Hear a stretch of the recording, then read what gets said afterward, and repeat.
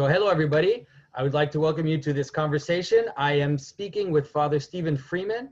Father Stephen Freeman is an Orthodox priest. He's also a blogger. He's also an author. He's written a book, and he speaks all over the U.S. on different subjects to different churches. And I met Father Stephen a few times. I've read his blog, and I followed his podcast. Also, he has sometimes podcasts. And I think that a lot of his ideas are close to the types of things that I'm interested in getting all of you to understand about how, Christianity is actually talking about reality. And we're talking about how things lay themselves out, how we connect to reality. And when we talk about God, it's not this arbitrary thing, but it really is something that we can intimate in our experience.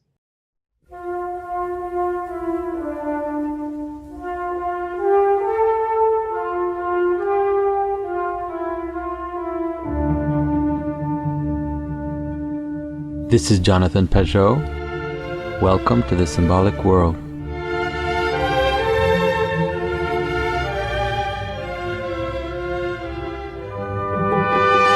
And so, Father Stephen, maybe you can tell us a little bit about yourself. I know you're a priest, but you're also an Orthodox convert. Maybe you can tell us just a quick glimpse of what you're doing, what you're interested in, and then we can dive right into the subject. Yes, thank you. It's good to be with you. And for myself, I am a convert. My family and I entered the Orthodox Church in 1998. For about 20 years before that, I served as an Episcopal priest. So if there's one thing that would tie those two traditions together would be Anglicanism for a long time had a real feel for beauty, for liturgical things, and some feel for the tradition. My sense for Orthodoxy, maybe this is, you could say this connected to reality. Orthodoxy can be kind of messy. It's got a 2,000-year history, unbroken, but that's real. That's different than getting in arguments about whose church is better, whose ideas are better. I kind of look at this as a given. Like, this is the Christianity that was given, and it has, all kinds of complexities and stuff and gets tied up in things, but that's my life too and your life. It's, I kind of think of it as the real life and not some ideological construct, so. Yeah. And I think that's, for most people, I think they find that very strange, because liturgy is something that at least the modern mind has to accommodate themselves to. And the kind of, let's say, this holistic practice of the church year and the hymns and the architecture and the icons and everything, it's something that it seemed alien at first to the modern viewer. But maybe you can tell us a little bit about how it is that this experience of the liturgy and the encounter of this holistic beauty, how does it connect to our life and to who we are as human beings? Well, one of the ways I think about it really is under the word tradition, meaning just that which has been handed down to us. To me, tradition is not something made up by people. When people say this is just, the ideas of men, tradition is just, like my father telling me about how things work. My grandfather was a mechanic. My father was a mechanic. My two brothers are mechanics. How did they learn how to do that? Somebody had to teach them. They didn't reinvent the notion of machines. In the same way, there's so many things about our life that are just like that. And liturgy as well. In a sense, liturgy is a very traditional human behavior. Mm-hmm. I like, for instance, when people come into an Orthodox church, there are some stands with icons, holy pictures on them, and that sort of, we kind of connect with that. We'll traditionally greet them with a kiss or whatever. I built a small little stand, a little short one, with icons on it for the children, because about half of my congregation are toddlers. Mm-hmm. And you can watch a child 18 months to 2 years old, and this is all the time you see this on a Sunday morning, who come in and literally just sort of lay on the icon stand, hugging it and giving it a kiss, and go in, and nobody told them to do that. Mm-hmm. Nobody it gave them a theological explanation. The simple connection between a child and this image of something they're coming to love is just natural. They might do the same thing at home with a favorite stuffed toy. Yeah. I also would say the most natural thing that children do is play. The theorist Piaget, one of your French buds, Piaget, his theory of learning was that children learn by playing.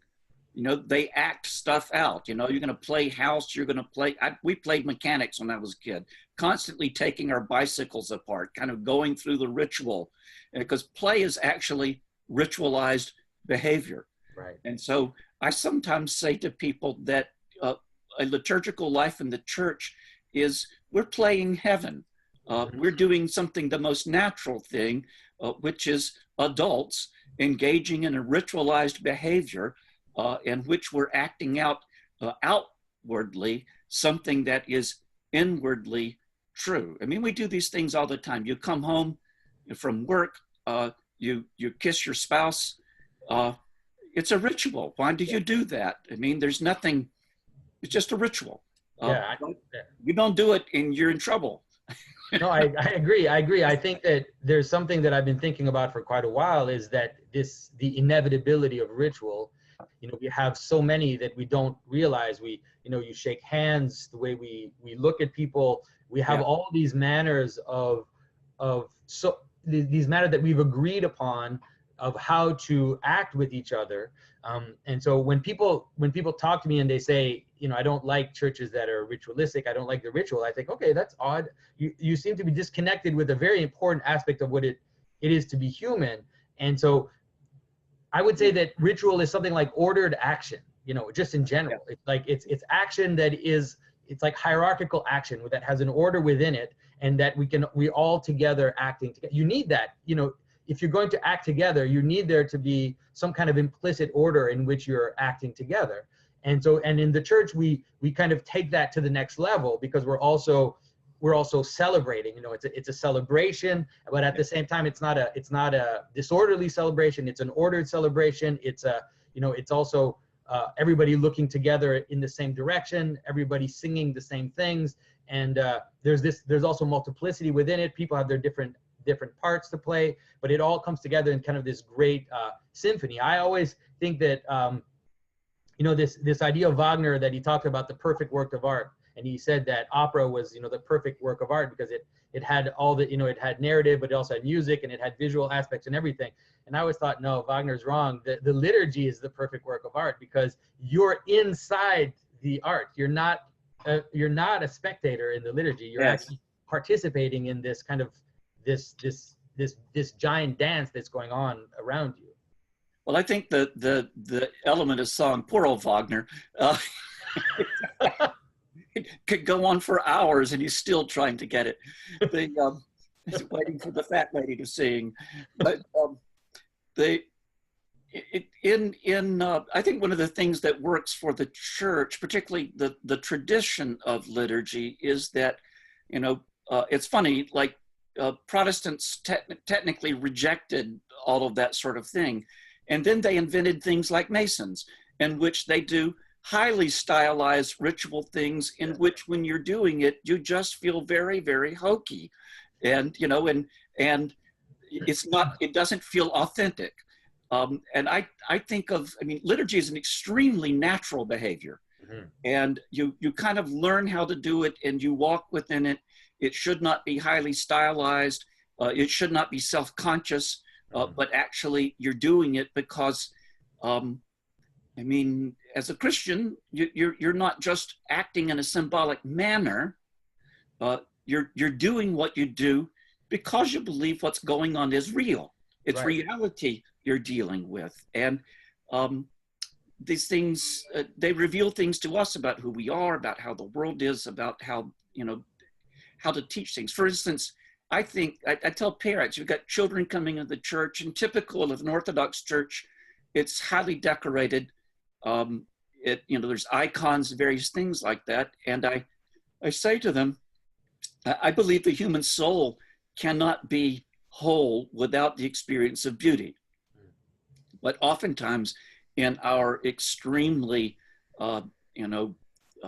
marketable world, beauty is, we build things for utility, practicality, and, here in the suburbanized South, frankly, cities are oftentimes ugly, or areas around them are just ugly. Yeah. And so I think of our kids as coming into church, and for a little oasis of time in the space of a week, they're exposed to beauty and wonder and things that they can't get anywhere else. Yeah. Music that they can sing and participate in. And so what do you think, because we talked about beauty, how do you see, because beauty, especially for someone who's let's say like a strict materialist, or someone who is really focused on kind of scientific thinking, the beauty becomes almost a subjective idea. It's like what I like is what's beautiful. But I think what you're talking about, or what you're bringing us to, is something which is more objective, that there is something about beauty which kind of imposes itself on us, or surprises us, or kind of, or brings us together, and that this notion of beauty, or this aspect of beauty, is something that we almost need, that it's a human need that we have, something that makes us feel human. Yeah. I mean, I think if beauty were purely subjective, there couldn't be art museums. Mm-hmm. When people go into art museums, they're going in to see agreed beauty. Right. And, if it was all, just subjective, who would pay to go see something beautiful? It's something within the modern mind, and some of it has to do with various streams we've had in our, sort of philosophical, cultural things, is we've lost all confidence in ourselves. That, the notion that beauty is just subjective means that I don't really believe it's beautiful, or that my belief that it's beautiful is very tenuous and ready to be knocked off its feet because it's merely subjective. And there can't be any communion with that, because you think it's only inside you. And part of the experience of beauty, first off, it's outside you, but then it's also inside you. It's an act of communion, that you're reaching out and you are, engaging with it, and it's engaging with you. And that's a very fundamental human experience. The first primary experience of beauty we have as human beings is of the human face. Yeah. It is, mother and child nursing. In normal circumstances, up into recent years, when we were told as mammals that we should not use our mammary glands, right, like every other animal on planet Earth that's a mammal. But it's a face-to-face thing for us. There's all kinds of psychological studies about the impact of this, that a child is the mother and child mirror each other's emotions. And the child has an experience of communion with that. The child smiles, the mother child. It's an affirmation and an experience of that, an experience of beauty as they mirror each other. When that's broken, for varieties of reasons, it is just simple fact that the impact is, the negative impact is going to be real. And sometimes, if it's great enough, can be an impact we experience for all of our lives. Yeah. That the earliest experience of the world is that I cannot have communion with it. It's very difficult to learn it and to trust it. And so beauty has a sense of wonder. It has a sense, as you described, of order, of hierarchy, of the one thing you can, if you go back to say cave paintings, one of the things that's most striking about some of the cave paintings in France, for instance, in Spain, they're amazingly beautiful. Mm-hmm. Simple, but I couldn't do them. I don't have enough artistic talent to draw animals like that. They're not stick figures. They've got flow and to form. They draw you in. They have a kind of mystery about them. Despite how primitive they are, they work. They're beautiful.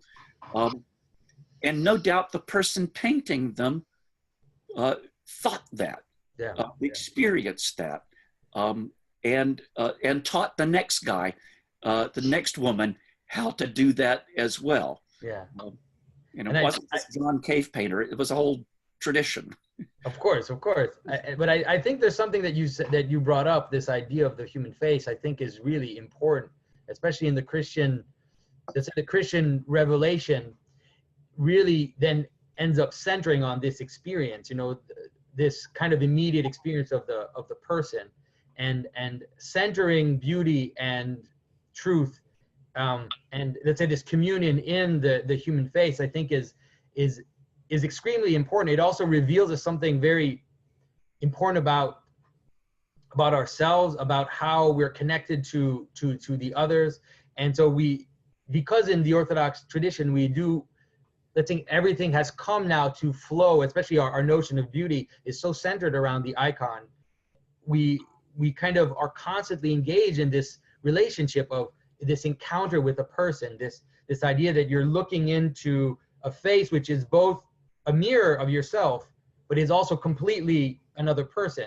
And so you stand, if I look at you, obviously now I'm doing it through a screen, there's still a little bit left. There's still a little bit left. I have this mysterious encounter of communion, and I think that's really one of the amazing things that I keep telling people, that this idea that Christianity, that God is love, that's really the central element of Christianity, and that how all of this connects together, which is this encounter with a person, with persons that reveal how different they are from you, but also reveal how connected they are to you at the same time. This kind of push and pull between two people. Well, I think it's precisely in an Orthodox understanding, when we talk about God, we're not really talking about an abstraction, a set of ideas, a set of doctrines, or something like that. It's always grounded. I mean, our notion of salvation, that is being changed, becoming whole, becoming fully what we ought to be, is most completely expressed in the phrase of beholding him face to face.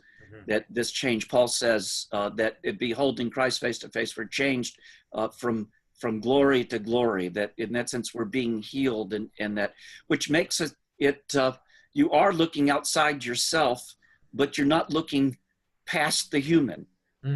You're looking into the face of love, of complete self-giving love, in the face of a human being, which we as Christians say is none other than God himself. And so that's and it's something, as I say, we've been doing since the day we were born. I always try to stress when I've got newcomers to the faith that the essential act of what we call salvation is also simply becoming truly human. That the wonder is that we were created in the image and likeness of God, and so being truly and fully human is simply being conformed to that which we were always made to be. We discover our true self. So when I look at, say, an icon of Christ, I'm also looking at a reflection of who I am. He's my mirror. If I were staring at a mirror of myself, it's like of course, I tell people these days, as I'm getting older, when I look in the mirror, mostly I see my father, and I see my father as an old man, and it's actually forcing me to love him more.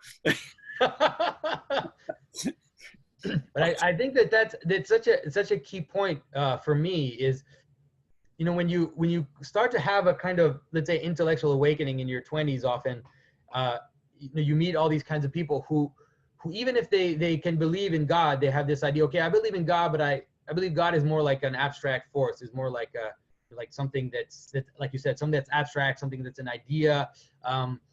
but that is just not our experience of reality, because we view the world through our own consciousness, our own human consciousness. We don't know of any other world besides the one that we can view through this human consciousness.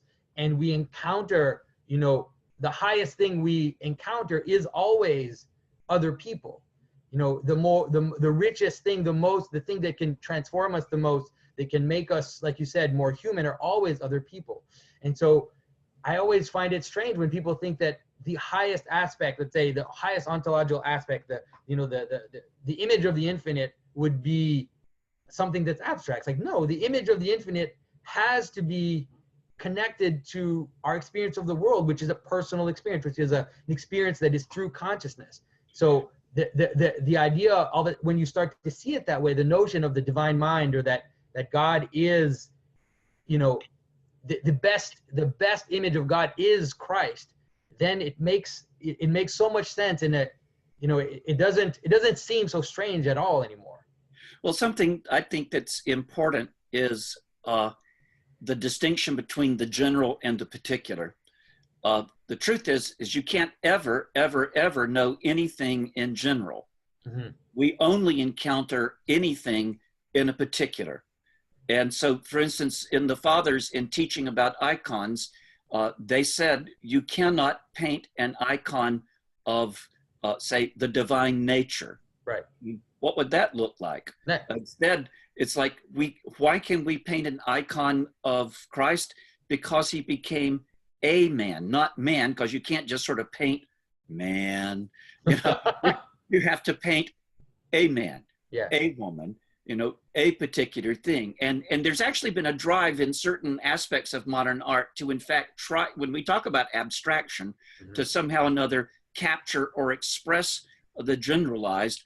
And in a way, the more we do that, the people begin to have this sort of cognitive dissonance in which they're all staring at something that no one knows what it is. And they're thinking, even to themselves, is that art? And well, there can be things about it. I mean, my youngest daughter is an artist. I appreciate that you can have, of course, on the other hand, Picasso can draw a line and it just has genius about it. And you'd have to look at it and figure out why that is so. His lines are better than my lines. But on the other hand, abstraction just fades away into nothing. It mm-hmm. is the strange act of communion is that we discover in the particular something that unites us with that which is beyond it. I like a term that I've used in referring to God is calling him the transcendent particular. I mean, mm-hmm. he's actually the ultimate particular because there's only one of him. There's not two. There can't be general God because there's only a God, one God. And so he's so utterly and transcendently particular, and so he makes himself known to us in the God-man, Jesus Christ. And in a way, that's also a revelation to me. I am not humanity. Yeah. I'm just Stephen. Mm-hmm. And this is how we encounter each other. And there's the old saying, I love humanity. It's people I can't stand. Yeah, exactly. No, you meet that. Oh, you encounter that all the time. It's like, I love the poor. Yeah. Well, I hear this. People are going to attack some group. They're going to attack blacks. They're going to attack old privileged white men, whatever like that. And I'm thinking, well, which one of them? When we reduce each other to abstractions, that's actually, first off, you have to generalize anybody in order to kill them. Yeah. We find it very difficult to kill particular people because particular people are always not quite what you imagine. I have to actually sort of stigmatize you and paint you as something broader that I can just paste my hate on, make you stand as a false symbol for all that's wrong with your race, your nation, or whatever that way. This is always a ticket to violence. Yeah. We find love in the particular. We find forgiveness in the particular. We find union and communion with the particular. The other, after a fashion, and I would say this, I've written that that modernity, that is the modern project, is inherently violent. Yeah. It wants to manage, control, change. It doesn't want to be. It doesn't want to behold. Yeah. It doesn't want communion. It wants to make things be what we want them to be, and in doing so, create the better world. It's a very dangerous slogan. Yeah. So I think that that's something that, I mean, I think some people are starting to see it. Some people are trying to try to separate the wheat from the chaff, or they don't want to see the relationship between, let's say, the modern project and modern thinking, or the Enlightenment thinking, and the environmental crisis, or this kind of the manner in which we treat reality. As you know, Heidegger talked about this idea of the standing reserve, that we treat the world as just this reserve of physical potential that we can just take and make whatever we want to make. But I think that it's an essential relationship, and it's very difficult because it's hard to see a way out of that. It's hard, at least socially, it's hard to see how, because we've gone so far down that road that it's very difficult to imagine it in political terms. The only way that I can imagine it is in, like you said, in particular terms, to say, I will myself try then to inhabit a different life as much as it's possible. It's very difficult to do. The first habit of modern thought is to see something that's wrong and then think about fixing it. Yeah. And which is like, we leap to the political. Yeah, exactly. Because I'm going to make a better world, and think, no, that was the problem to start with. Be a better world. That the sort of, in the Christian spiritual tradition, if anything, it wants to tell us to slow down, to pay attention to who you are, to where you are, to pay attention to the particular. And of course, when I start talking like that, modern listeners get extremely nervous, because they're afraid if they do that, somehow or another, no one will pay attention to the larger world. Excuse me, I have a dog. All right. That was his greeting of the mailman. There you go. They have a particular relationship. But when we stop and slow down, and we're not going to control the world. The truth is, I like to ask people when they go all political about stuff, I kind of want to say, how's that working for you? When was the last time you thought it actually, changed anything? It mostly just changes and makes you angry. Yeah, and makes you feel self-righteous as well. That's what happens, is we feel self-righteous because we can look at the world and see how bad it is and say, well, shouldn't we change this? Shouldn't we change that? And we're not looking at our own sins, at our own frailties, at our own broken relationships. Yeah, one of the benefits of older times of living in a monarchy is you actually knew who you could blame. That it is the king. And so sort of one of the illusions of democracy is those who actually have the power have us all convinced that we're in charge. And it's like in the Soviet Union, everybody voted for the same guy because you only had one candidate, but they were called like the Democratic Republic of so-and-so. Yeah, exactly. And so Solzhenitsyn writes and says, basically, refuse to participate in the lie. Don't do things you don't actually, agree to or whatever. It's sort of trying calling his fellow citizens back to the particular and not being allowed to be abstractions. I as a Christian, I just don't know anything about how we change the world. I don't think that we're given that as a commandment. We're given commandments about how to live, how to actually live. And I suppose, you could do the math and say, if we actually live like that, it would add up to a better world. Exactly. But that's not my problem. That's in the hands of God. And when I start thinking like that, I've exchanged being someone who lives right to someone who wants to make everybody else live right. And there's the violence again of the modern world. And so instead, you slow down, you take a look, you start seeing beauty, you start living truth, you try to do the good thing. And doing this in the face of the particularities made known to us, for me as a Christian, made known to us in Christ. This is what it looks like to do that. Yeah, and we have examples in history where we see how it actually changes. It actually does change the world. You know, the example of the Christian martyrs is is the most glorious example, where here are these people basically just saying, no, this is you know, I'm going to stay true to what I believe, stay true to who I am, but I'm not going to fight the social system. I'm going to accept to die, you know, and not protest, and then transformed the Roman Empire. It converted the Roman Empire. It's crazy to you know, to think that that's possible, but we've seen the Christian story do that. You know, St. Francis of Assisi is a great example of that, where he just said, it's just me. I'm the smallest of all. I am the servant of all. And then he changed Christianity, you know, until today. He transformed he transformed the Catholic Church by not wanting to revolutionize anything, by just wanting to follow Christ and to do these humble things. You know, everything changed. You know, and it may not always work out like that, but a couple of years ago here in the U.S., and maybe still going on, big debates about guns and things like that. And you get on social media and there's just, you know, no guns, lots of guns, hate. And I posted and just basically said, my response to it is I promise I will not kill you. That as a Christian, this is my promise to the world, is I am not going to kill you, because I believe in God and because I believe that he's in charge of history and its outcome.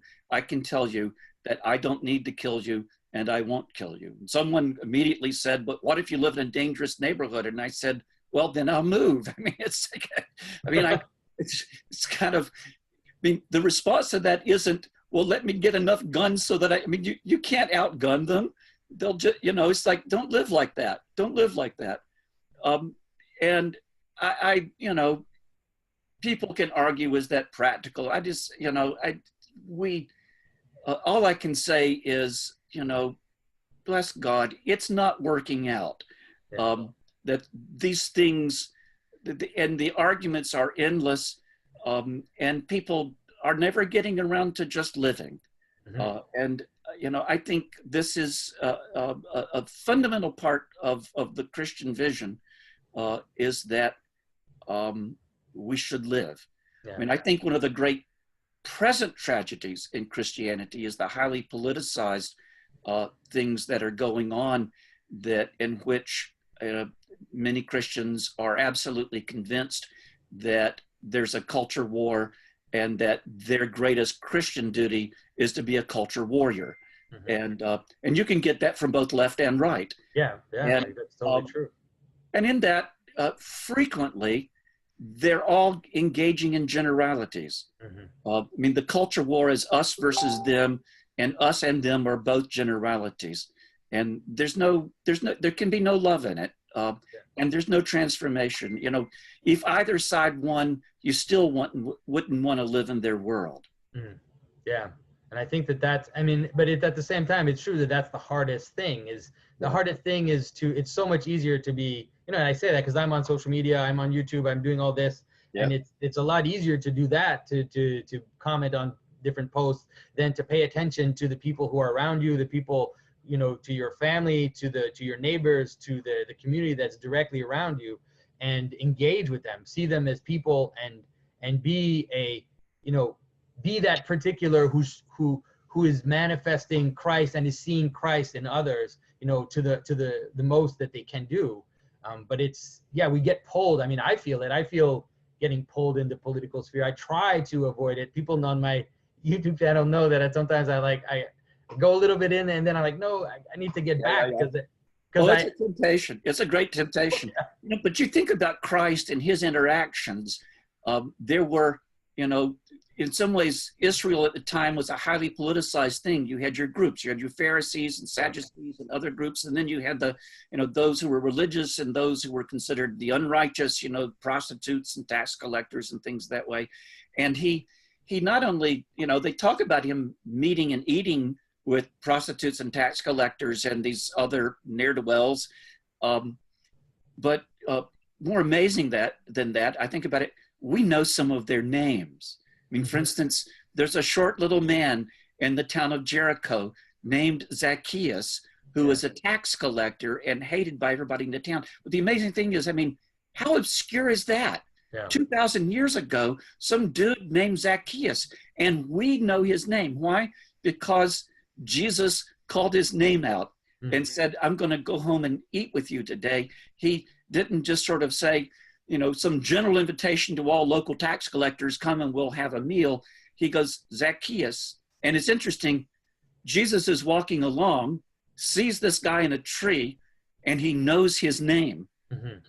And he says, Zacchaeus, come down. Not you in the tree, come down, but Zacchaeus, you come down. And we have this consistently, these encounters that are highly personal, and which he sees the person not for their sin, not for their brokenness, not even for their larger commitments like Pharisee or whatever else. He just sees them. We know the name of a Pharisee, Simon, whose house he ate in, and a woman washed Jesus' feet. We know the name of the Pharisee, Nicodemus, and of others. We know them by name because this was personal encounters. In the book of Revelation, talk about art, in the book of Revelation, one of the sweetest things in it of the vision of heaven is, I will write a new name on you.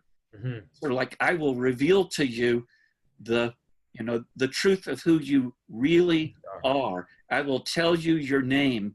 And it's sort of like, and when you hear it, I think the sense would be of at last, the complete revelation of the truth of your being would be made known in the name God speaks to you. That is, utterly who you are.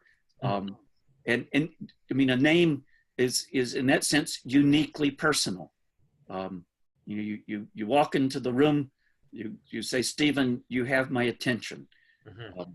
And so there's this particular, but the particular isn't to reduce things. It's actually the only way we ever have communion with anything.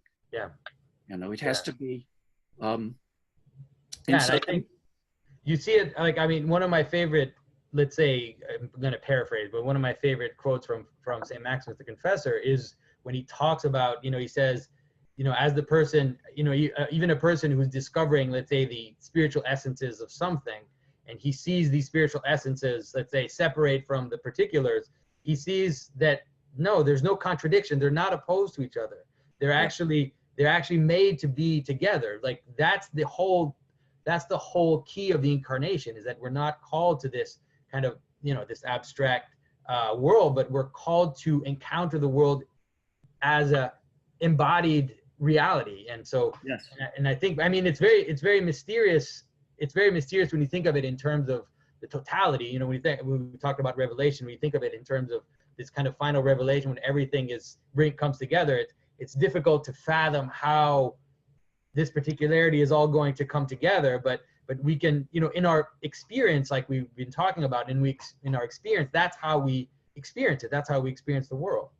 I mean, you can say that to a degree, the great revolution intellectually, if I can say it that way, in Christianity was, I mean, already in Plato, there is a discussion of the transcendentals, that is goodness, truth, and beauty. And there's a recognition that this is important. This is what we should be talking about. Yeah. What happens in Christianity is that language gets taken up, but there is a recognition that the transcendentals are in fact to be encountered in the particular. And that becomes the revolution in which, I mean, for instance, the word person, as we know it today, is a Christian invention. Yeah, it used to mean mask, it's not and the right word for what we were talking about. You were you had a thing, you were a helot, you were a slave, you were a something, and suddenly you become a name of every person of equal value. I mean, we couldn't say that all men are created equal without that revolution having occurred. It gave infinite value to the particular, whereas prior to that, there was only infinite value to the infinite. And in a way, you can't get it in your hands. And in the incarnation and what that sets in motion in the life of understanding is a drive towards, I mean, when God becomes man, the infinite enters the particular, and the particular, is revealed to have infinite value. And that's a complete change. Nothing is just dispensable.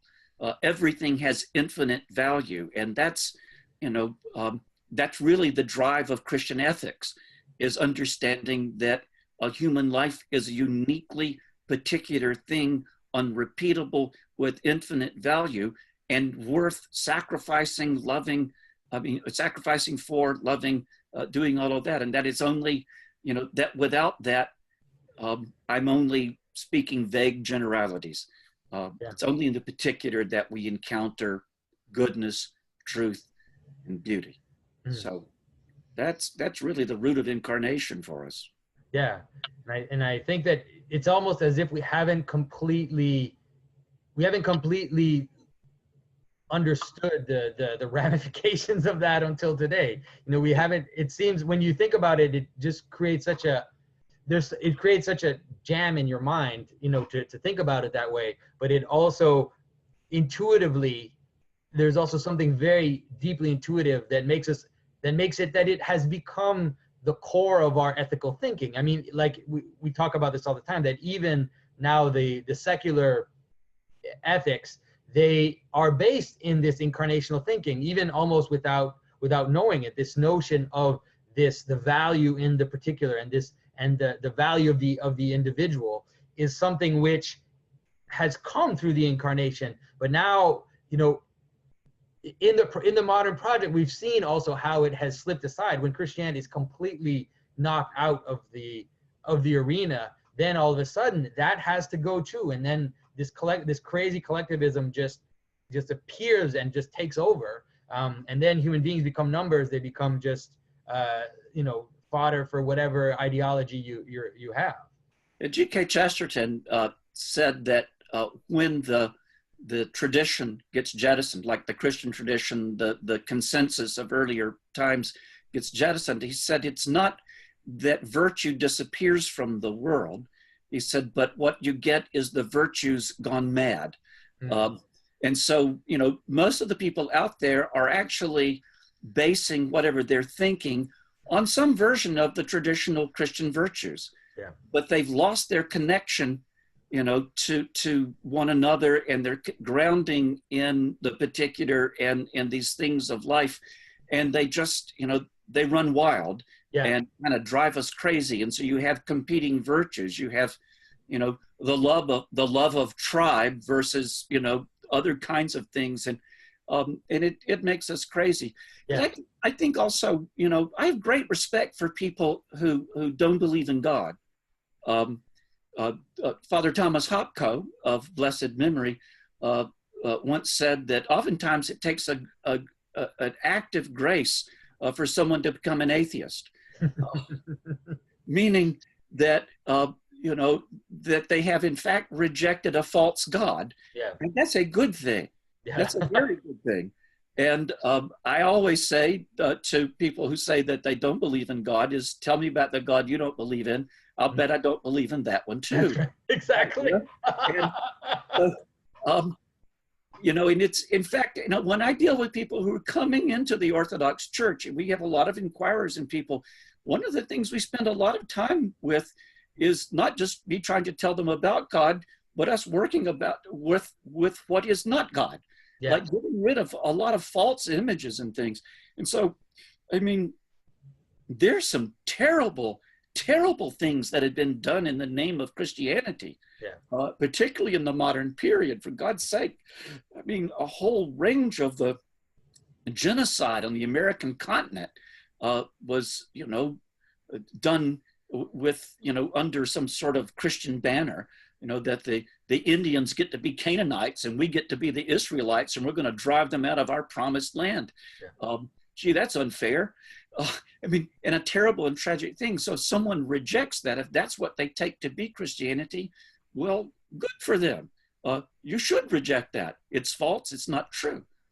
I would say as an Orthodox Christian, though, and I'm not arguing denominations or something, just talking about a different way of doing.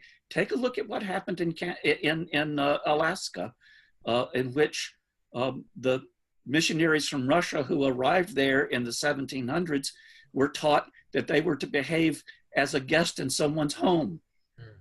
And they lived like that. And it's, a very peaceful story without genocide, without anything that way, but a settling in and an even and ennobling and acceptance of many things that were native to the peoples, that were incorporated into their faith and life and practice, just as it had been for many, many centuries across the world.